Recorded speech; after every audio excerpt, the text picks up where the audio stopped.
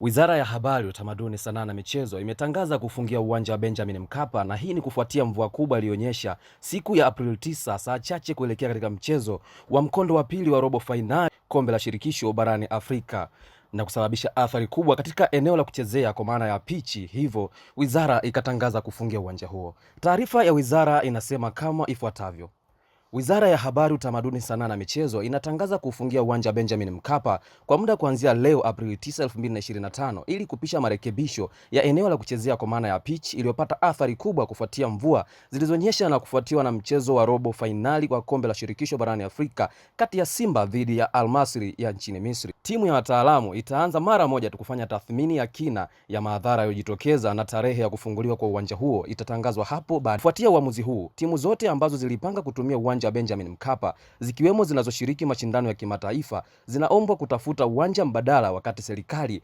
ikifanya marekebisho ya eneo la kuchezea kwa dharura. Wizara inaomba radhi kwa usumbufu uliojitokeza kutokana na kufungwa kwa uwanja huu wa Benjamin Mkapa. Hayo ndiyo maelezo kutoka katika Wizara ya Sanaa, Habari, Utamaduni na Michezo. Kumbukwe ya kuwa siku chache zilizopita uwanja huo ulifungwa kwa niaba ya kupisha marekebisho ya eneo la kuchezea kwa maana ya pitch, lakini mara baada ya mvua moja kushuka imeonekana tena kuleta athari kubwa. Pengine hii inatokana na nini? Unayo nafasi kwako mtazamaji wa Chivihi Media unaofuatilia matangazo haya kuandika maoni katika kurasa zetu mbalimbali ikiwemo hapa YouTube, Instagram, Facebook pamoja na TikTok.